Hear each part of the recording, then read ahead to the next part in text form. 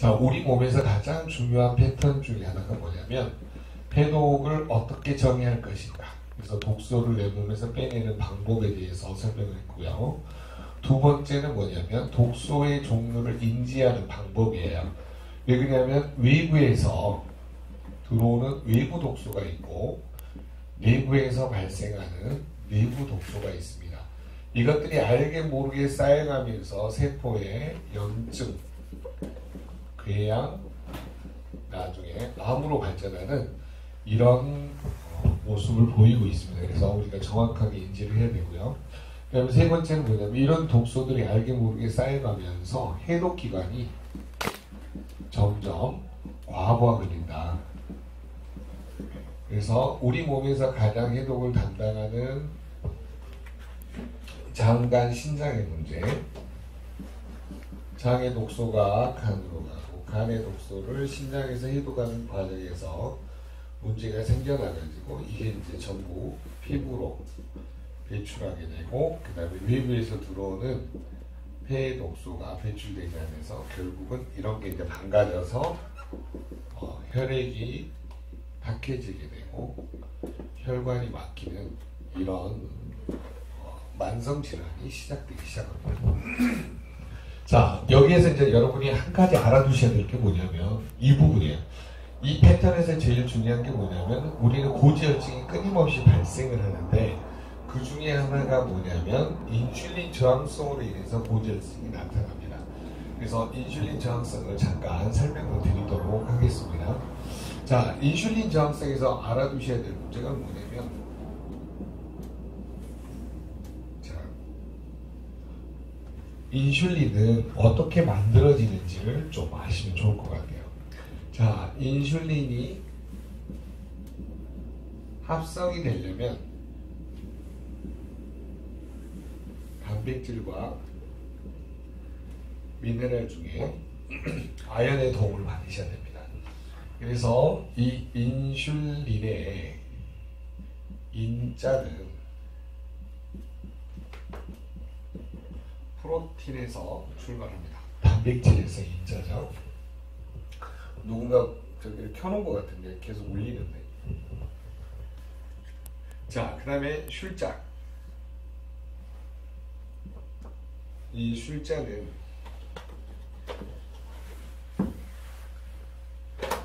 인슐린의 인, 슐자는 설포할 때 SULFUR, 설포에서 여기에서 출발합니다. 황을 포함하는 아미노산 단백질을 의미하는 거죠. 그래서 인슐. 그 다음에 린자는 이것도 기본이 단백질입니다. 프로틴. 그래서 인슐린이 되는 거죠. 그래서 황을 포함하는 이 뭐냐면 아미노산 단백질을 가지고 만들었다라고 보는 거죠. 자, 그래서 우리가 좋은 단백질 뭐가 되는 이유는 여기 있고요. 그 다음에 이때 합성을 할 때 아연이 이 조효소 역할을 합니다. 그래서 아연 부족으로 인슐린 합성이 안 돼서 이 뭐냐면 당뇨가 오는 경우가 많기 때문에 여러분들이 나중에는 이제 그 아연 부족을 더 의심 한번 해보세요. 근본 원인을 의심해 보셔야 됩니다. 그래서 인슐린 합성이 어떻게 되는지를 일단 기본적인 역할을 알아두셔야 되고요. 자, 그 다음에 이 인슐린은 췌장에 낭게르 한스섬이라는 게 있어요. 낭게르 한스섬에 췌장의 낭게르 한스섬에 무슨 세포냐면 베타세포.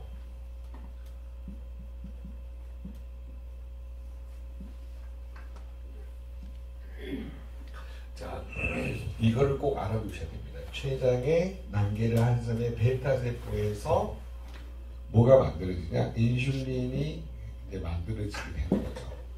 자, 인슐린이 합성이 되려면 반드시 단백질과 아연이 필요합니다. 그래서 이걸 발견하신 분들이 공통적으로 하는 말이 뭐냐면 송문기 박사님이 이제 나중에 그 이야기를 30년간 논문에서 당뇨의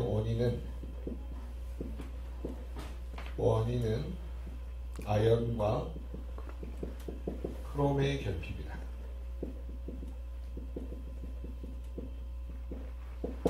요렇게 정의를 하고 있는 거죠.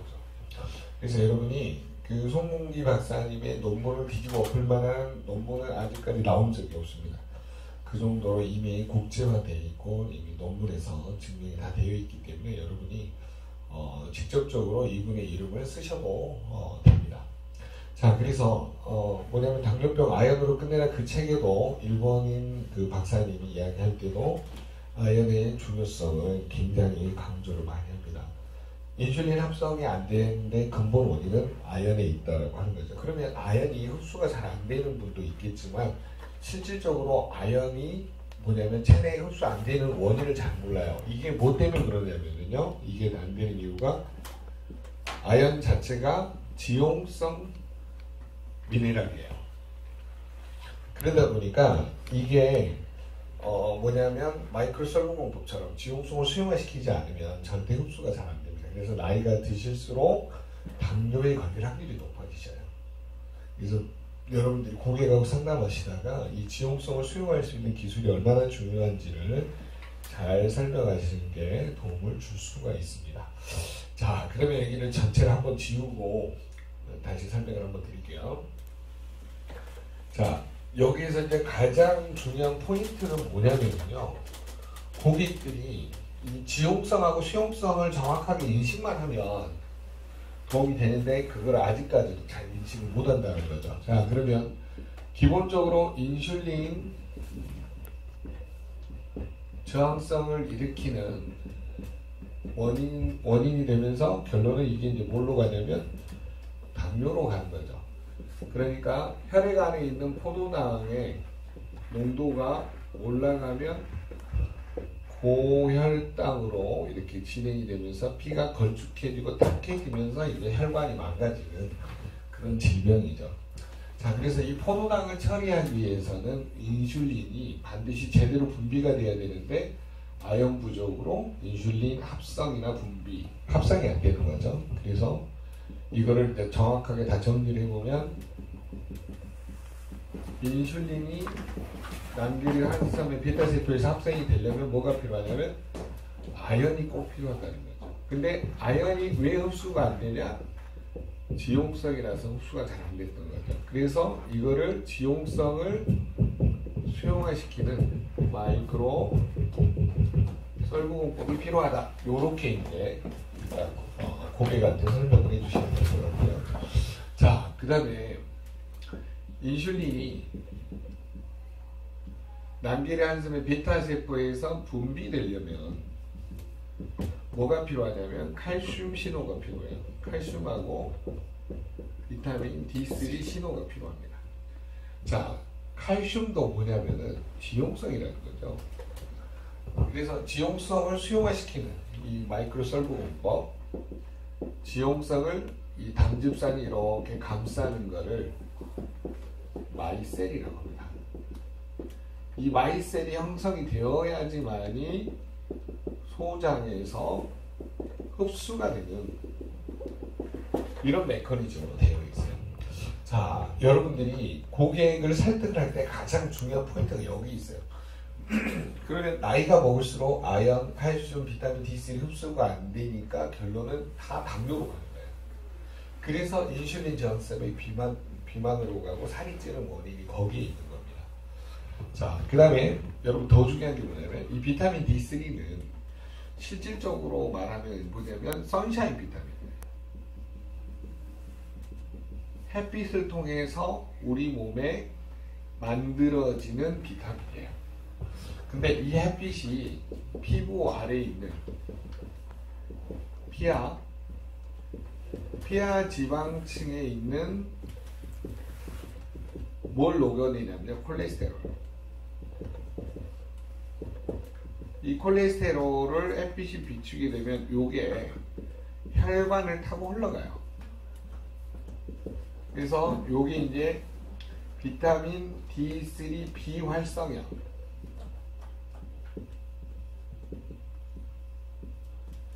이게 흘러다니다가 간에서 그 다음에 신장에서 그 다음에 이렇게 이제 활성형으로 점점 변하죠. 그 다음에 이제 림프관을 타고 어디로 이동을 하냐면 소장의 상부로 이동을 해요.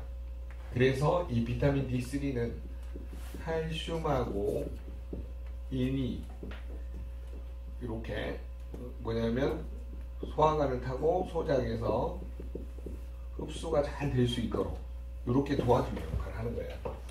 그렇기 때문에 여러분이 비타민 D3가 부족으로 인슐린 분비가 안 되는 사람인 거예요. 그러니까 당뇨 환자들은요 무조건 햇빛 쬐셔야 되고요. 운동하셔야 돼요. 절대적으로 가장 중요한 법칙입니다. 그러면 내가 칼슘 부족이라는 걸 어떻게 알 수 있냐면요. 실질적으로 병원에 가서 뼈 밀도를 조사해 보면 압니다. 거의 대부분이 칼슘 유실량이 늘어나가지고 밀도가 줄어들어 있어요.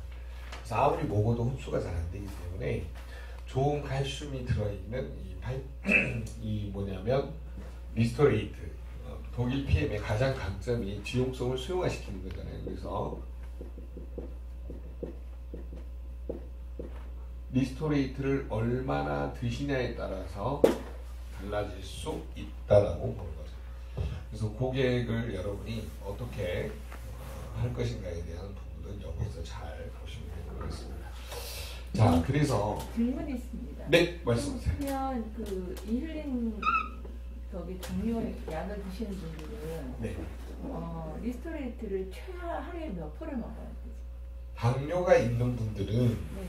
혈당이 지금 조절이 되고 있잖아요. 네. 그렇기 때문에 이 뭐냐면 자, 혈당이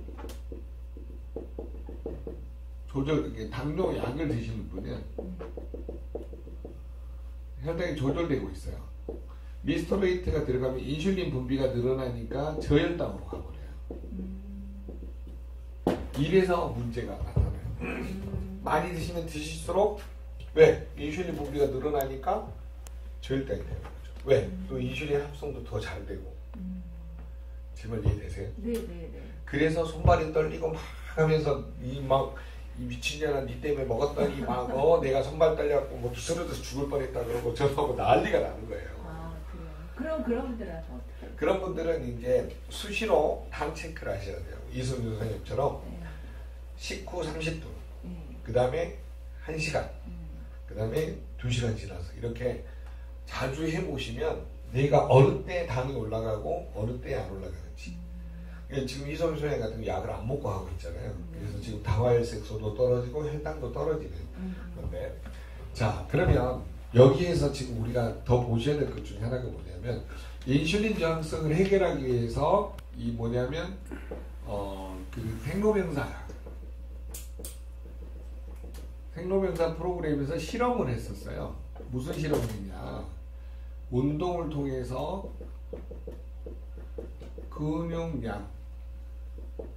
근육량을 늘렸더니 무슨 문제가 해결이 됐냐면 HbA1c 헤모글로빈 당화혈색소라고 하죠. 이게 줄어들고 혈당이 줄어들더라.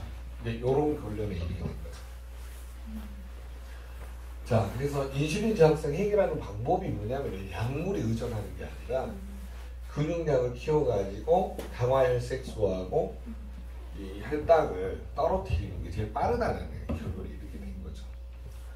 그런데 사람들이 제일 문제가 뭐냐면 아연, 칼슘, 비타민 D3 언제 다 챙겨 먹지 못한다는 단점이 있어요. 그러니까 바쁘다 보니까 약에 의존하는 걸로 한다. 그래서 그때 나오신 박사님도 이 인슐린 저항성 당뇨를 해결하는 방법론 중에 하나가 운동이 필수다라고 하는 것을 이야기하는 거죠. 물론 약의 도움을 받을 필요는 있어요. 왜냐하면 바쁜 사람들이 혼자 운동 못하고 또 뭐냐면 음식을 잘 챙겨 먹지 못하는 사람은 조절을 하면서 하라는 거죠. 우리가 항상 동전이 양면성이거든요. 이것만 기다리는 거는 문제가 있을 것 같습니다. 그래서 여러분들 선택은 여러분들이 하시는데 되도록이면 최대한 비약물적인 요법으로 진행하시다가 가는 방법도 도움이 됩니다라고 하는 거죠. 자, 그런데 더 중요한 게 있어요. 인슐린이 이 췌장의 난기를 한술 빠져나와가지고 이동을 하려면 뭐가 필요하냐면 이때 아연하고 마그네슘이 필요하다는 거죠. 우리 어린아이들의 마찰을 생각해 보시면 돼요. 아마추어들은 이동을 할 때 마차가 필요하다 그렇게 보시면 돼요. 아연하고 마그네슘 필요하다 이렇게 보시면 되겠습니다. 자, 이것도 보니까 다 지용성이거든요. 그래서 실질적으로 흡수율이 소장에서 잘 안 돼요. 그러다 보니까 항상 당뇨에 노출되는 문제점을 일으키게 됩니다. 자, 네 번째는 뭐냐면 인슐린이 세포막에 있는 수용체, 인슐린 수용체라고 표현을 할게요. 인슐린하고 세포막에 붙어있는 인슐린 수용체가 뭘 해야 되냐면 결합을 해야 돼요. 로미오와 줄리엣이 만나야 역사가 일어나듯이 인슐린과 수용체는 만나야지만 세포막의 문이 열립니다. 자, 우리가 세포는 이렇게 둥근 타원형으로 되어 있고요. 이 뭐냐면 세포막에는 이렇게 Y자 모양의 뭐가 있냐면은 글리코 영양소, 당사슬이라 그러죠. 자, 이거를 8가지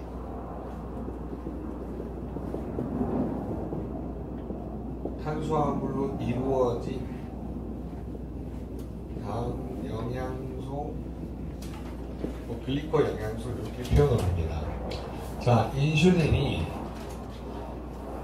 우리가 그냥 이렇게 생겼다라고 가정을 해볼게요. 이렇게 생긴 인슐린들이 세포막에 있는 이런 수용체하고 이렇게 달라붙으면 무슨 일이 벌어지냐? 이렇게 세포막이 열리는 거죠. 달라붙으면. 근데 결합을 하려고 하는데 결합이 잘 안 돼. 와이파이가 끊기는 현상이 나타나요. 왜 그런가 봤더니 여기에 B3하고 흐름이 부족하다는 사실을 알게 된 거예요. 자, 어떻게 보면 이 문제 때문에 와이파이가 끊겨가지고 결합을 못하게 됩니다. 그럼 여기는 세포막이 열려요, 안 열려요? 안 열리게 되죠? 네. 그러면 열릴 때 혈액 안에 들어있는 O2, 산소하고 포도당이 어디로 이동하냐? 세포 안으로 이동을 한다는 거죠. 산소하고 포도당이 세포 안으로 이동을 하는데 요 두 개가 촉매로 태우려면 뭐가 필요하냐면 화학 반응을 일으키려면 코텐이 필요하다는 거죠. 뭐가 필요하다고요? 코텐이 필요하다. 그래서 여러분이 요거를 반드시 이해해요. 그러면 세포 안에는 핵이 있고 핵 주변에 이렇게 집신벌레 모양으로 생긴 미토콘드리아가 한 세포당 500개에서 2000개씩 들어있습니다.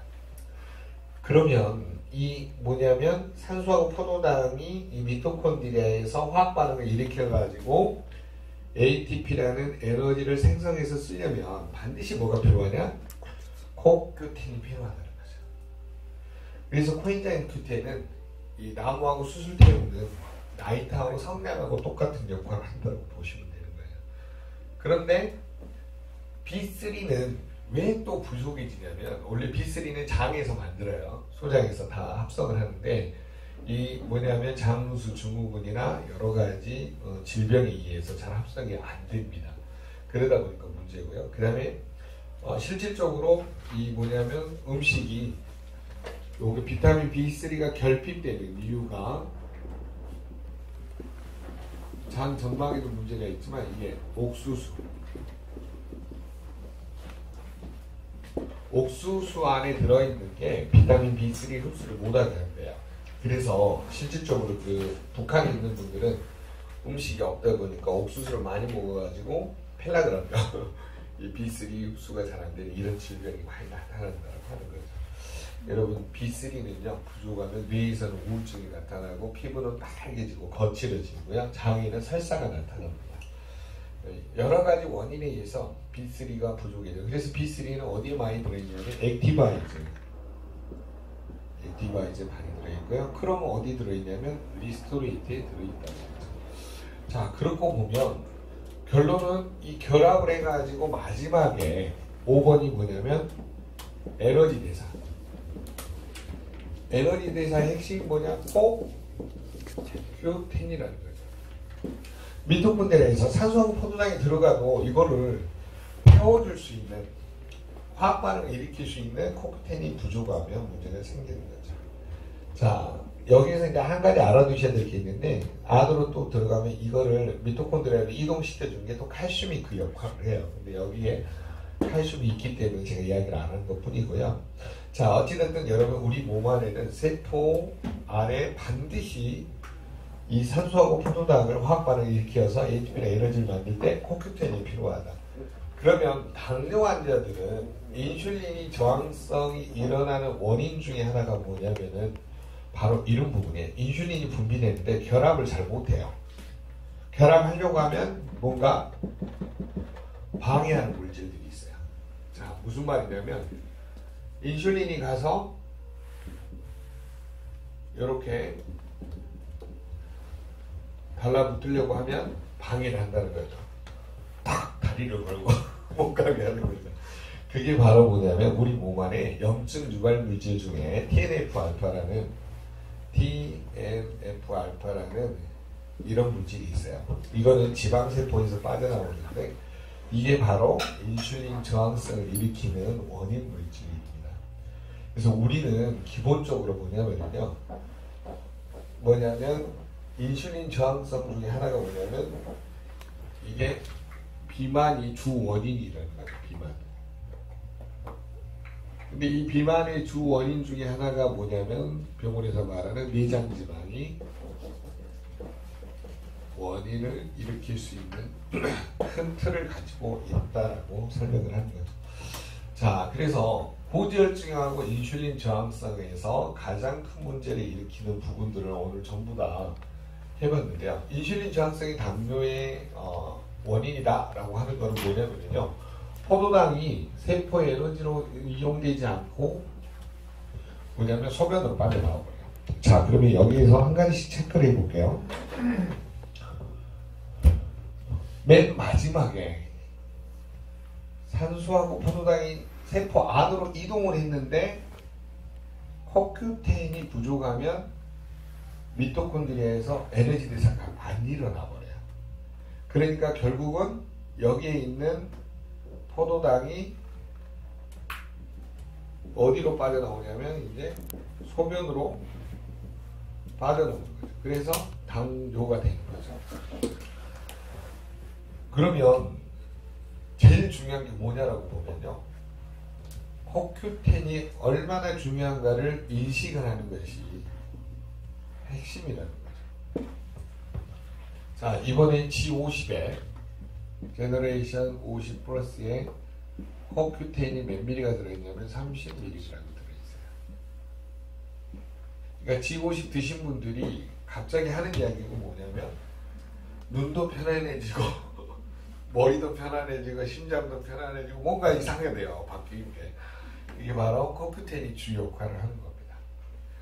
그래서 여러분이 G50을 드시고 나서 한두 달 드시고 나면 몸들이 가벼워지고 피가 깨끗해지는 이유가 CoQ10이 뭘 태워줄까 그래요? 산소하고 포도당을 화학 반응을 일으켜서 ATP로 다 만들어 놓으니까 여러분이 실질적으로 그 몸이 가벼워지고 도움을 받을 수 있다는 결론에 이르게 되죠.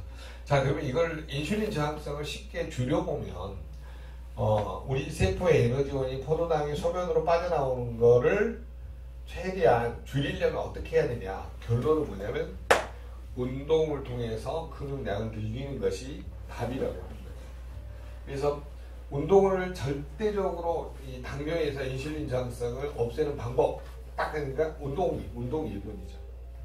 그 다음에 식이요법 중에 뭐냐면 비타민이죠. 비타민 D3, B3. 그 다음 뭐예요? 아연, 칼슘, 아연, 마그네슘, 크롬 다 뭐예요? 미네랄이죠. 그 다음 맨 마지막에 코엔자임 Q10 뭘로 태워요? 코큐텐으로. 아니, 산소하고 포도당을 화학 반응을 일으키는 건 코큐텐. 그러니까 비타민, 미네랄, 코큐텐. 그 다음에 제일 중요한 게 인슐린 자체가 좋은 단백질이 있어야 돼요. 그래서 웨이 단백질을 충분히 먹어주는 게 건강하다. 그러면 인슐린 저항성을 줄이려면 떡, 빵, 면 요거를 줄이지 않으면 안 돼요? 절대 안 돼.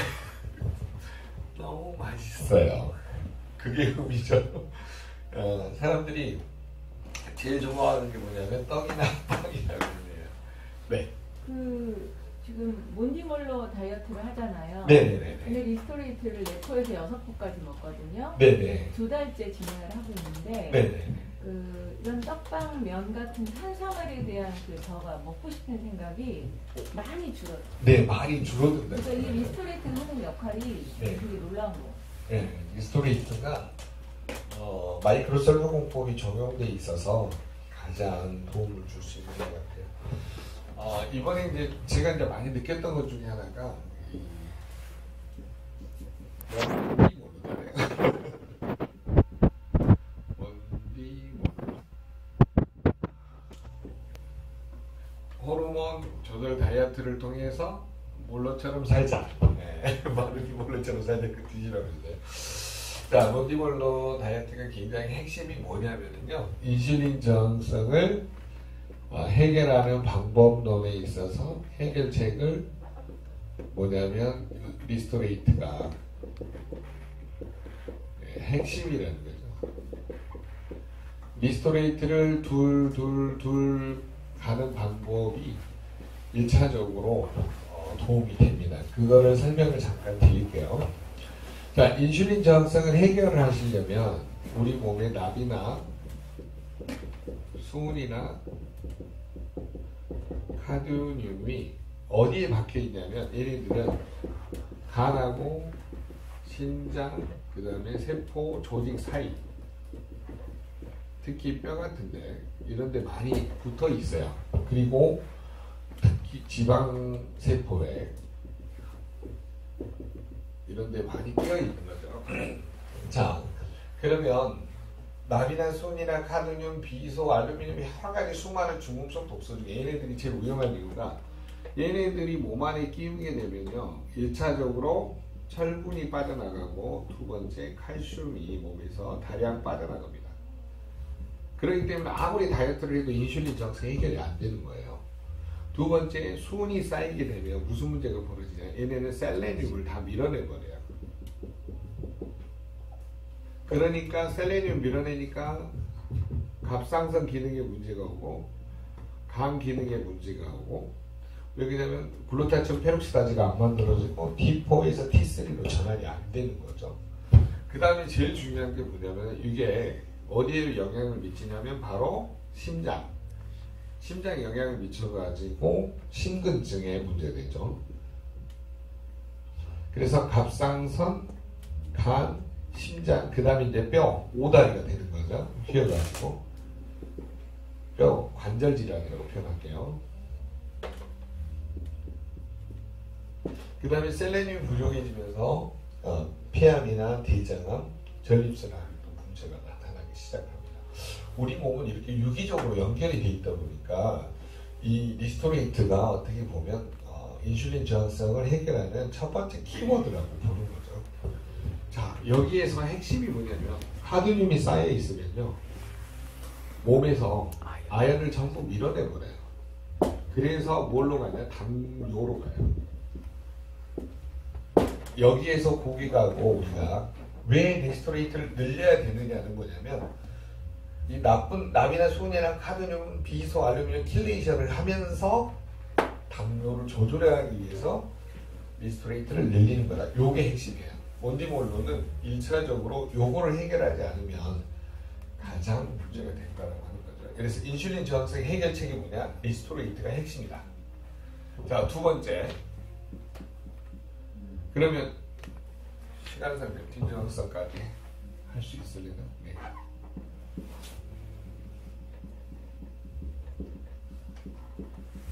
자, 인슐린 저항성하고 렙틴 저항성은 어떤 키워드를 가지고 있냐면요. 자, 우리가 식욕을 억제해주는 이 렙틴 호르몬하고 이것에 반대되는 호르몬, 허기지게 하는 호르몬, 그렐린. 여기에 이제 불균형이 나타나면서 렙틴 저항성이 시작이 되는데, 자, 렙틴은 호르몬 어디에서 분비가 되냐면요. 이거는 지방세포. 피하지방이나 내장지방 세포 조직에서 빠져나오고요. 그렐린은 어디에서 빠져나오냐면 위장세포에서 이렇게 빠져나오는 거죠. 그래서 밥을 안 먹으면 꼬르륵 소리가 나요, 여러분. 다 과학적인 원리가 숨어져 있습니다. 자, 그래서 이 그렐린 호르몬이 과다 분비돼버리면 과식, 폭식, 야식으로 가죠.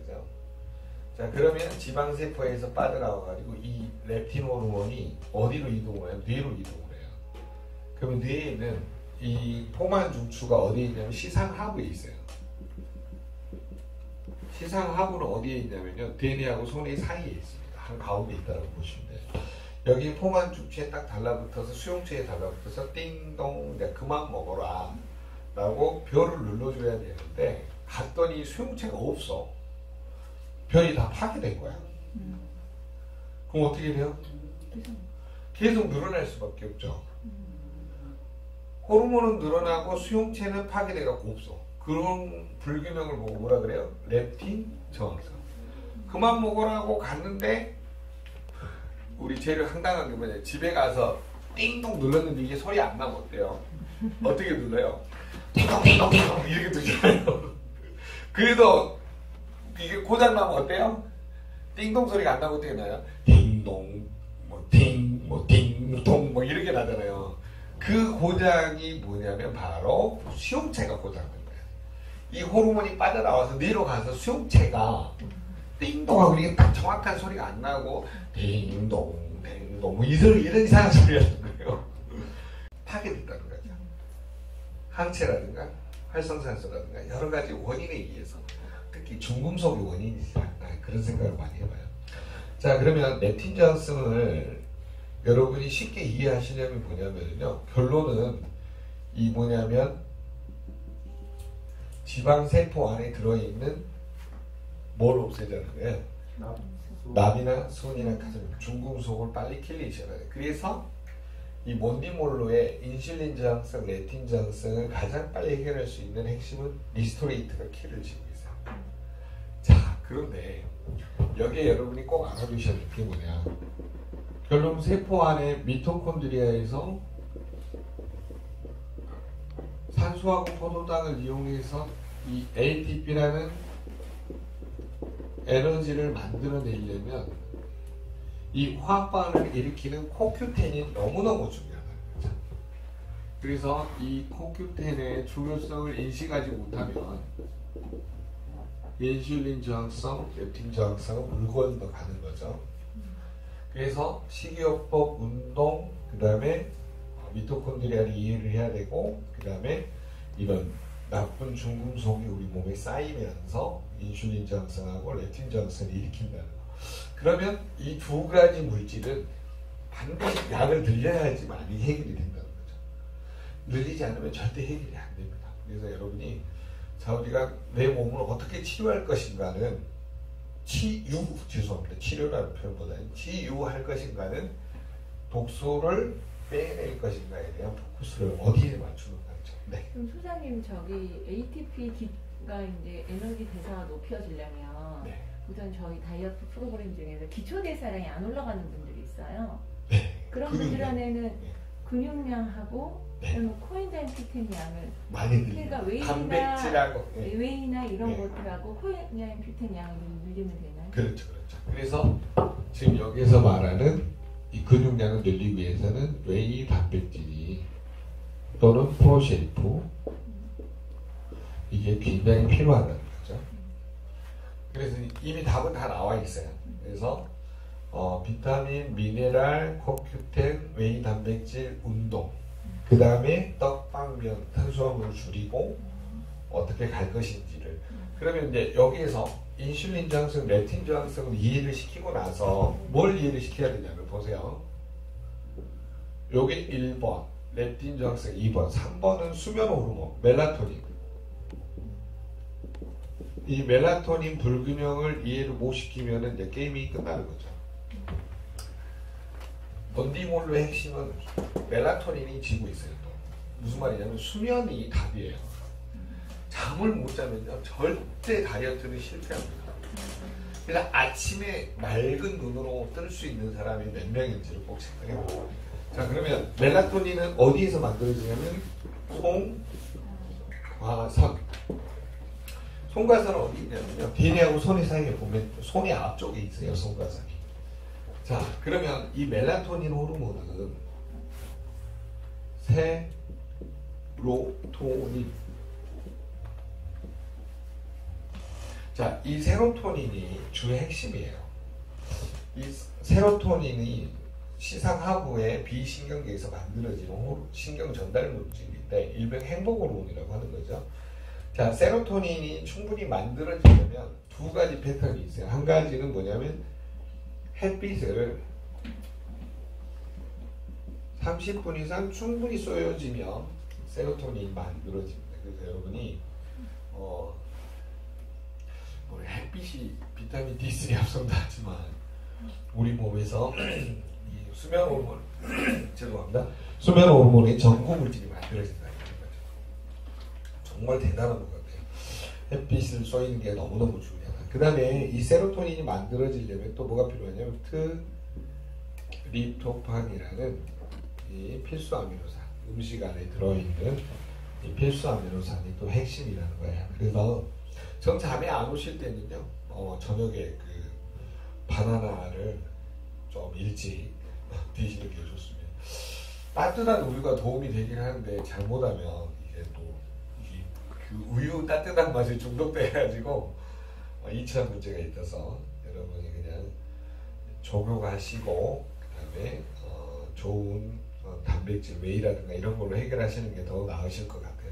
그래서 좋은 단백질이 들어있는 웨이 단백질 드시면 될 것 같고요. 자, 그러면 여기에서 지난번에도 하나 배웠듯이 중간에 또 하나가 5-HTP라는 이런 중간 대사 물질이 생겨요. 그래서 요게 이렇게 바뀌어집니다. 트립토판에서 5-HTP로 바뀔 때는 비타민 B3, B9, 철분이 필요하고요. 요게 이제 이렇게 바뀌려고 할 때 뭐가 필요하냐면 요거는 B6가 필요합니다. 그래서 B6가 부족하면 세로토닌, 도파민 합성이 안 되니까 문제가 돼요. 그래서 꼭 한번 보시고요. 자, 그러면 세로토닌이 멜라토닌으로 바뀌려고 할 때 이때 관여하는 게 미네랄이 뭐냐면 마그네슘이에요. 마그네슘 부족하신 분은 잠이 안 올 수밖에 없어요. 자, 그러면 이런 공식에서 보시면 여러분 또 뭐가 필요하냐면 여러분 아까 맨 마지막에 인슐린하고 세포막에 있는 수용체가 만나려고 할 때 와이파이 역할을 하는 게 뭐라고 했어요? B3 크롬이라고 했죠. 신기해요. 우리 몸이. 자, 그러면 이 도파민하고 세로토닌이 안 만들어지는 이유 중에 하나가 B6가 부족한 거거든요. 그러다 보니까 여러분 우울증이 오면 왜 오냐면 햇빛을 안 보니까 세로토닌이 안 만들고 우울증이 오는 거예요. 그러면 세로토닌이 안 만들어지면 수면 호르몬이 안 만들어지니까 다이어트는 실패하는 거. 당뇨로 또 가는 거. 그래서 이런 상관관계가 있기 때문에 호르몬들을 이해를 하고 고지혈증을 이해시키는 방법도 있고 원디몰로 다이어트의 핵심을 세 가지로 설명하고 이걸 키를 쥐고 있는 니스토레이트, 코큐텐, 비타민, 미네랄을 어떻게 설명할 것인지 이거를 가져가는 방법들. 그래서 액티바이저가 굉장히 중요한 또 항목을 차지한다고 보는 거죠.